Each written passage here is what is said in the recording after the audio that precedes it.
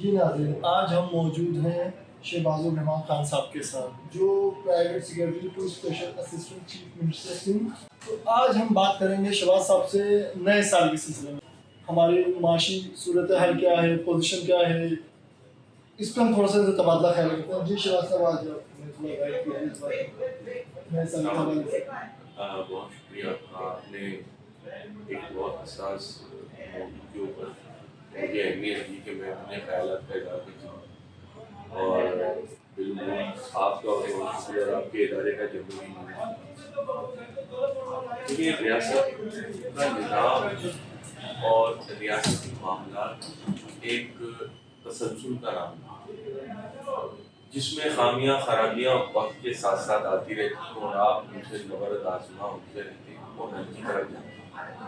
یہ گھر کا نظام ہوتا ہے کہ بھائی اگر ایک چھت ٹپک رہی ہے تو آپ یہ دیکھیں کہ اس کی ٹپکنے کی بنیادی وجہ کیا ہے، تو آپ وہاں سے اس جوڑ کو پیوند کاری کرتے ہیں۔ اسی طرح انسانوں کی، ملکوں کی، سماجوں کی، شہروں کی جو ہے نا وہ معاملات کہ اگر پاکستان آج جن معاشی مسائل کا شکار ہے، اگر ماضی میں اچھی پالیسی ہوتی تو آج یہ دن نہیں۔ پاکستان کی سب سے بڑا جو بنیادی مسئلہ ہے وہ ایک غیر متوازن جمہوری نظام ہے۔ دیکھیے، ریاست کا وجود جو ہے نا شہری کے ساتھ جو جڑا ہوا ہے، وہ کون سی ایسی چیز ہے جو شہری کو ایک ریاست سے جوڑے ہوا؟ وہ کہلاتا ہے دستور، کانسٹیٹیوشن۔ ابھی جو نافذ الاطلاق ہے، جو آئین ہے 1973، مجھے کریکٹ کر دیجیے گا اگر میں نہیں غلط ہوں، 1973 کا آئین کا اطلاق ہے، اور اسی کی جو روح ہے، اس کے ثمرات جو ہے نیچے شہری تک پہنچنے چاہیے، لیکن اس میں خامیاں، خرابیاں، کمیاں ہیں۔ میرے خیال سے انسان کو یہ تسلیم کرنا چاہیے کہ کہیں کمی ہو، خرابی ہو، سوال اس کی بہتری کے اوپر تو کیا جا سکتا ہے کہ یار یہ صحیح کیسے ہوگا، ہم اس پہ بات کریں۔ دیکھیں، آزاد اور منصفانہ الیکشن ایک بالغ جمہوری نظام کو جنم دے۔ ریاست تین ستونوں پہ کھڑی ہے، کوئی بھی ریاست: عدلیہ، انتظامیہ اور مقننہ۔ اب عدالت عالیہ کے پاس نہ کہ لوگوں کو انصاف کی فراہمی کا موضوع، عدالت جو ہے وہ ہیرنگیں کر رہی ہے، اس کو ہٹا رہے ہیں، اس کو لگا رہے ہیں، عدالت کا بھی وہ کام نہیں۔ اب عدالت کے پاس ہم کیوں جا رہے ہیں، یہ بھی ایک بہت بڑا سوال ہے۔ عدالت کا بنیادی مقصد انصاف کی فراہمی ہے۔ لوگوں کے 20-30 سال سے مقدمے جو زیر التوا ہے، نمبر ہی نہیں آ رہا، کیا کریں؟ بس جس کا جو کام ہے وہ نہیں کر رہا ہے، خرابی آ رہی۔ اب جس کا کام ہے، اگر وہ ذمہ داری لے، لوہار کا کام سونار کر رہا ہے، سونار کا لوہار کر رہا ہے، ڈاکٹر کا انجینئر کر رہا ہے۔ آپ کے گھر میں بھی کبھی آپ نے دیکھا ہوگا کہ مستری آتا ہے، وہ مشورہ آپ کو جو ہے وہ بجلی کی وائرنگ پہ دے رہا ہو، پلمبر کی پائپنگ پہ دے رہا ہو، اب اس کا جو بنیادی کام ہے نا وہ نہیں کرے گا، اس پہ فوکس نہیں ہے۔ تو جس دن یہ شہری، ہر شہری یہ سمجھ جائے گا، جس کی جو حدود ہے اور جس کا جو آئین میں متعین طریقہ کار ہے، اس میں وہ ذمہ داریاں پوری کرنے لگے گا، تو آدھے سے زیادہ مسئلے حل ہو جائیں گے۔ اب رہی بات آپ کے سوال کی کہ نئے سال میں پاکستان کی کیا امیدیں عوام کی پوری ہوں گی۔ دیکھیں، سب سے بڑا ابھی جو مسئلہ ہم ٹی وی پہ اور اخباروں میں اور لوگوں میں سنتے ہیں، مہنگائی کا سب سے بڑا شعبہ۔ اب مہنگائی کو کنٹرول کیسے کیا جائے؟ دیکھیں، میں معاشی سائنسدان تو نہیں، لیکن میں آپ کی بات کو کاٹ رہا ہوں، سوری، بٹ دیکھیں مہنگائی کا ٹاپک آپ نے خود ہی چھیڑا ہے۔ اب میں تھوڑا سا اس پہ تبادلہ خیال کروں گا آپ سے کہ پی ٹی آئی کی حکومت اسی بیس پہ ہٹائی گئی تھی، پی ڈی ایم کی بات کر رہا ہوں، صحیح ہے، اور ان کا جو فوکس تھا مہنگائی کے اوپر تھا، مہنگائی بڑھاؤ مارچ جو لے کر چلے تھے، اور وہ اس میں کامیاب بھی ہو گئے. لیکن اس کے بعد جو رزلٹ مل رہا ہے, جو آؤٹ پٹ آ رہی ہے ابھی دوسری حکومت کی, اب آپ کی جو حکومت ہے سندھ گورنمنٹ وفاق کے ساتھ بھی ہے, دونوں نے مل کے بنائی ہے, دونوں نے آئی تھنک 11 جماعتوں نے مل کے وہ حکومت بنائی ہے.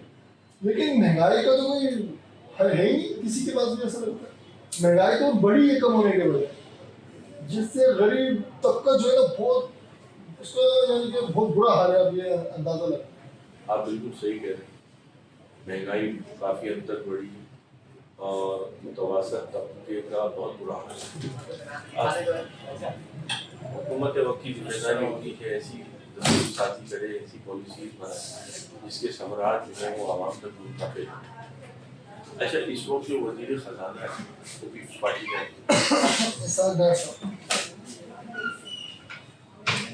اب سوال یہ پیدا ہوتا ہے کہ ان کو کیوں مشکلات درپیش آئی. اصل میں جو پی ٹی آئی کی حکومت تھی, ان لوگوں نے آئی ایم ایف کے ساتھ جو ماضی میں ایگریمنٹس کیے وہ اتنی سخت شرائط پر کی کہ آج تک نہیں, اگلے 3 سے 4 سال تک مزید ممکن ہے کہ ہم لوگ دباؤ میں. یہ حکومت جو ہے اس وقت بہت شدید دباؤ میں, اور وہ اسی دباؤ میں ہے مہنگائی کے دباؤ. تو یہ بات کیا پہلے پتہ تھی کہ جب یہ سب مہنگائی اور مارچ چل رہا تھا تو اس دوران بھی یہ باتیں پتہ تھی کہ آئی ایم ایف سے بڑا سخت معاہدے ہوئے ہیں تو ہم بھی نہیں سنبھال سکتے.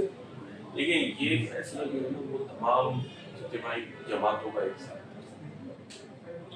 اور پیپلز پارٹی کا اس موو کا حصہ بننے کا جو بنیادی مقصد تھا وہ صرف مہنگائی نہیں تھا, منصفانہ الیکشن. کیونکہ پی ٹی آئی نے کچھ ایسی دستور سازی کی جس سے الیکشن متنازع بن سکے. الیکشن سے مجھے ایک بات یاد آئی کہ جب پی ٹی آئی حکومت میں تھی تو ساری جماعتیں کہتی تھی فوراً الیکشن کروائے جائیں. اب جب ساری جماعتیں حکومت میں آ گئی ہیں تو پی ٹی آئی کے لیے الیکشن کروائے جائیں. اس کو کچھ نقصان ہے. حکومت کی لائن جو ہے وہ الگ ہوتی ہے اور اپوزیشن کی لائن الگ. اب سوال یہ پیدا ہوتا ہے ہم کیوں سوچتے ہیں کہ ہمارے پاس وہ وسائل ہیں, وہ صلاحیت ہے کہ ہم عوام کو بہتر گورننس دے سکتے ہیں. دیکھیں, آپ ایگریکلچر ٹیکس دیکھیے, آپ پاور سیکٹر کا حال دیکھیے, آئی پی ٹیز کے ساتھ کیا ہوا, آپ گیس کا حال دیکھ لیں. ہماری حکومت کو, یہ مخلوط حکومت جو بنی ہے اس کو آئے ہوئے کتنا ٹائم ہوگا؟ میں آپ سے سوال کر رہا ہوں. 1 سال. 1 سال ہونے والا رمضان میں 1 سال. دیکھیں, اس میں سے کسی وزیر نے, کسی بھی جماعت کے لیڈر نے کبھی یہ کمٹمنٹ نہیں کیا ہماری یہ سب بدل جائے. آپ مجھے آن ریکارڈ بتائیں کہ آصف صاحب نے کہا یا شہباز شریف نے کہا کہ مجھے حکومت مل گئی تو میں سب بدل دوں. بھائی یہ ڈائلاگ تو ہم تقریباً 75 سال سے سن رہے ہیں, لیکن یہ دیا نہیں کسی بھی حکومت میں کسی آدمی کی, کسی شخصیت کی. آپ مجھے ایک کوٹ کرتے کہ یار آصف زرداری صاحب کی جو ہے وہ یہ انہوں نے آن ایئر کہا کہ یا شہباز شریف نے کہا یا مولانا نے کہا ہمیں موقع مل گیا تو ہم بدل دیں, کیونکہ وہ جانتے ہیں یہ کہنا لفظوں میں آسان ہے. اور جب یہ عمران خان کی حکومت تھی وہ کہتے تھے میں 90 دن میں کروں گا, پھر بولنے لگے مجھے تو ابھی 90 دن ہوئے, پھر کہا میں 1 سال میں کر دوں گا, ابھی تو مجھے 1 سال ہوا ہے. پھر کہا تو دیکھیں جو آج حکومت پالیسی بنا رہی ہے اس کے ثمرات 2 سال 4 سال 5 سال بعد آتے ہیں. اب میں آج ایک وزیر ہے ہمارے, نہیں اگر حکومت اگر ہم نے پرفارم نہیں کیا, الیکشن کری ہے صحیح, عوام ہمیں منتخب نہیں کری, اور یہ اس کا بنیادی حق ہے کہ اگر آپ کو موجودہ حکومت ڈیلیور نہیں کرتی وہ ان کو ووٹ نہ کرے. اتنی جرت میں کہتا ہوں کسی اور جماعت میں ہے, یہ بولے پی ٹی آئی کہے گی یا کوئی اور دوسری جماعت کہے گی, پیپلز پارٹی کہتی ہے یا ہماری قیادت بھی کہتی بھائی اگر ہم آپ کی خدمت نہ کریں آپ ہمیں ووٹ دیں. جتنی بھی سیاسی تقریریں ہوتی ہیں, جلسے ہوتے ہیں, اس میں پرانی بھی تقریریں نکال کے دیکھنا, میں کسی کا نام نہیں لے رہا اس میں نا, کیونکہ بڑے اچھے اچھے وزیر اعظم گزر چکے ہیں، اس لیے میں کسی کا نام نہیں لوں گا، لیکن سب کے ڈائلاگ سیم ہے، اور ان تقریروں کو سنتے ہوئے تقریباً ایک صدیاں گزر جائیں گی مجھے لگتا ہے. کیا ہے اس کی بیسک پوائنٹ ہے تقریروں کے اندر؟ گیس، پانی، بجلی. یعنی کہ ابھی تک ہم نے یہ مسئلہ ہی حل نہیں کیا اپنا. آج میں اخبار میں اور آئندہ بھی آگے جو تقریریں ہوں گی نا وہ بھی اسی پہ بیس کریں گی.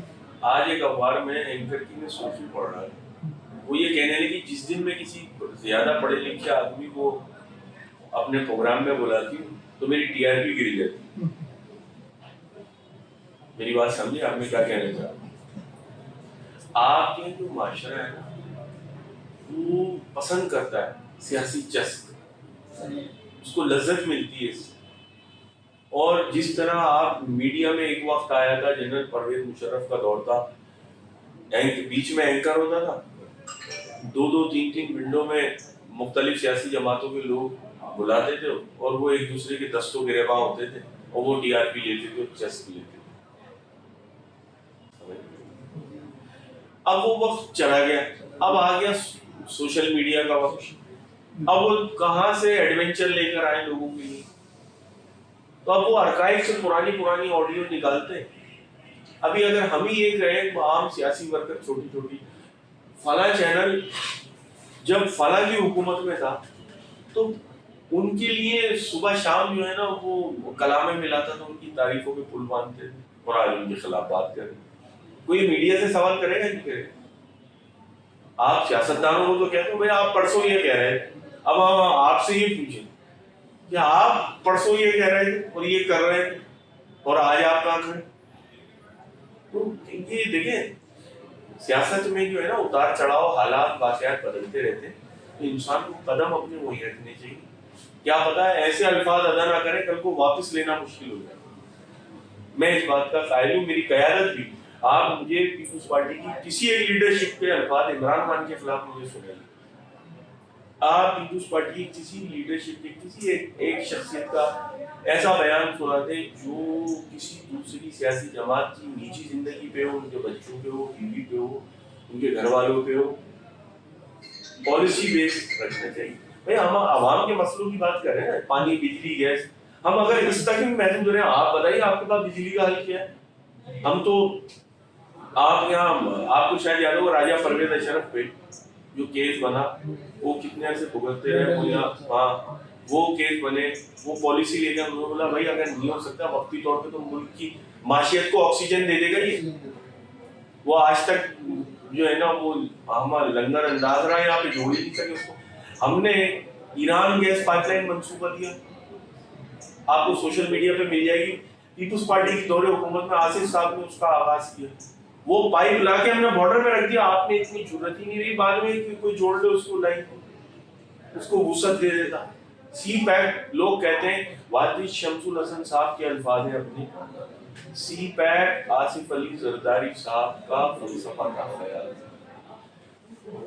انہوں نے چین کی جو حکومت تھی اس کے موجودہ ایڈمنسٹریشن کے لوگوں کو یہ بریف کیا کہ دیکھیں آپ کا یہ صوبہ جو ہے نا ہماری سرحدوں سے ملتا ہے اور یہاں غربت ہے، کیوں نہ ہم ایسا منصوبہ لے کر آئے جو سرحد کے اس پار بھی لوگوں کو فائدہ دے، سرحد کے اس پار بھی لوگوں کو فائدہ دے. اور اس سے آپ ایک بڑھتی ہوئی ابھرتی ہوئی معیشت، اور آپ کے یہاں سورش برپا اگر کوئی طاقت چاہے گی کرنا تو آپ کے اس صوبے میں غربت ہے، یہاں لوگ استعمال ہو سکتے ہیں. آپ یہاں کے لوگوں کی معیار زندگی بہتر کر سکتے ہیں، ہم اپنے لوگوں کی یہاں کر سکتے ہیں. آئیے مل بیٹھ کے بات کرتے ہیں.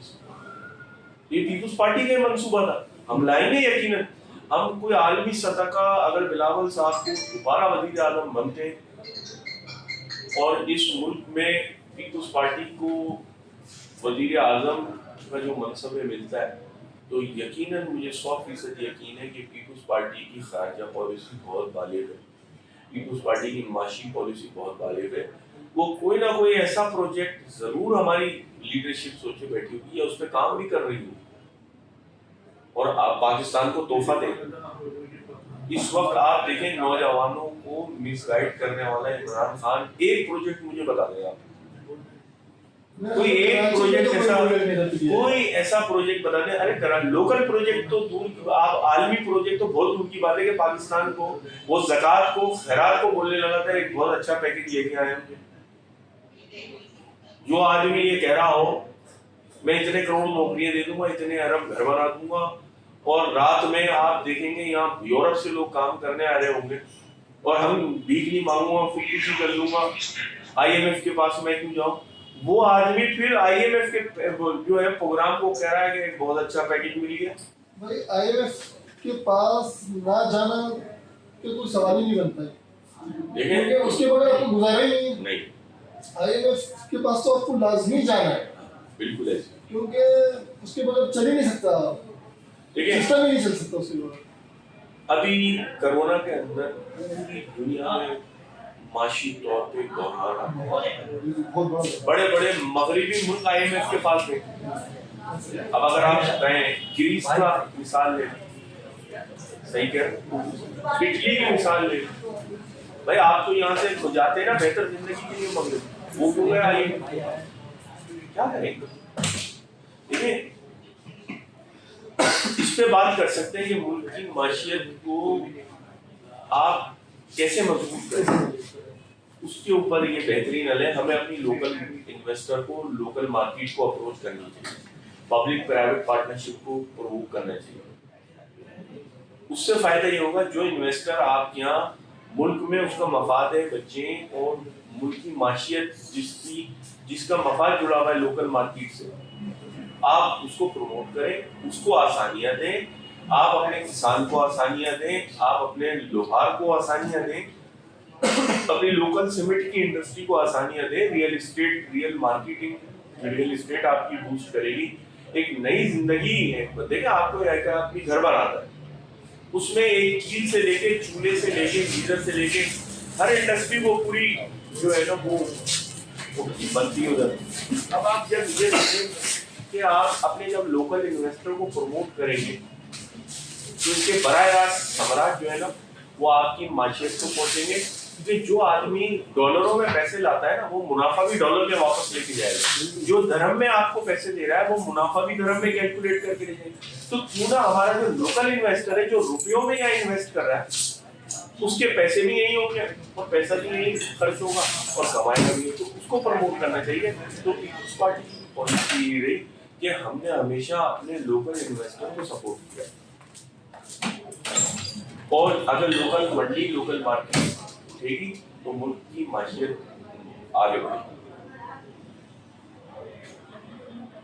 جی ناظرین آج ہمارے ساتھ موجود تھے شہباز الرحمان خان صاحب جنہوں نے اپنی تفصیلات سے آگاہ کیا پاکستان کی معاشی اور اقتصادی پالیسی سے بہت خوشی ہوئی شہباز صاحب سے ملی مجھے بھی بہت خوشی ہوئی ہے ممکن ہے کہ آپ کی اور میری گفتگو سے جو ہے وہ سننے والوں کو یقیناً معلومات میں بھی اضافہ ہوا ہوگا اور ایک نیا باب جو اگلا سال شروع ہونے جا رہا ہے اور عوام انشاءاللہ بلاول بھٹو زرداری صاحب وزیر اعظم بنتے دیکھیں گے آگے آنے والے اچھا ایک سوال ہے وزیر اعظم آپ کس کو دیکھ رہے ہیں میں آپ کو 3 نام دیتا ہوں نواز شریف شہباز شریف یا بلاول صاحب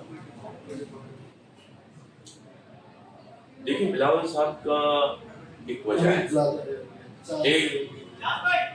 ایک وجہ ہے اس کا ایک بیک گراؤنڈ ہے ایک پس منظر وزیر خارجہ میں تو ان کی ماشاءاللہ بھرپور ہم نے کارکردگی دیکھی ہے دنیا ایک گلوبل ولیج بالکل آپ سب سے اہم جو آپ کی دنیا ایک گلوبل ولیج ہے ریاستوں کے تعلقات نہیں ایک دوسرے سے مفاد ٹھیک ہے اب جو ملک پاکستان کے مفاد کو تحفظ دے گا پاکستان اپنے مفاد کو دے گا تو بلاول صاحب کو سب سے بڑا فائدہ یہ آزمائنی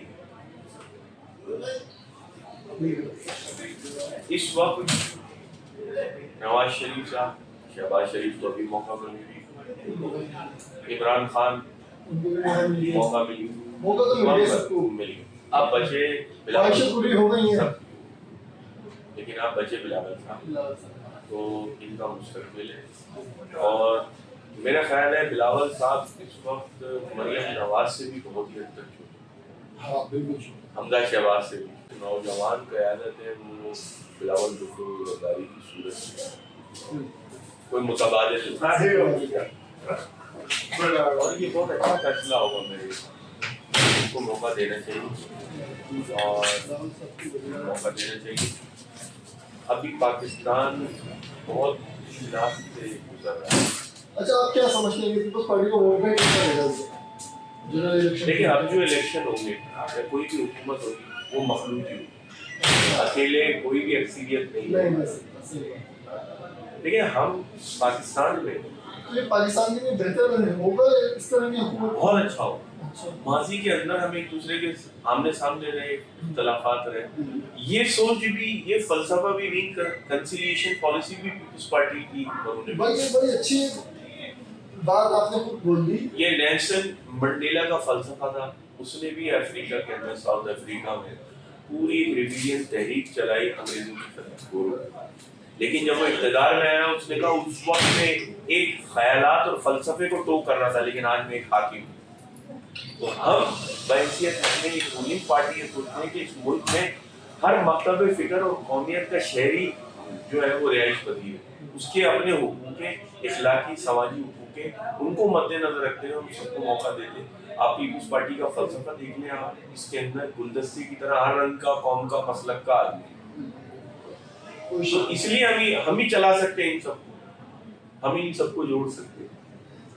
کیونکہ ہمارے باہوں میں ہمارے دلوں میں اتنی وسعت ہے, برداشت ہے کہ ہم اپنے مخالف کو بھی اپنے ساتھ جو ہے وہ رکھ سکتے ہیں. اور صرف ملک کے مفاد میں, صرف اور صرف اس پارلیمنٹ کے مفاد میں, کہ پارلیمنٹ مضبوط ہوگی تو پاکستان میں. اس نئے سال کی خوشی میں آپ کو میسج میں آپ کی وساطت سے پاکستان کے تمام نوجوانوں سے مخاطب ہوں. ابھی ملک سے جانے کا وقت ہے, اب رکنے کا وقت آ گیا. بس پاکستان آئندہ بات یہ بہت بہت شکریہ.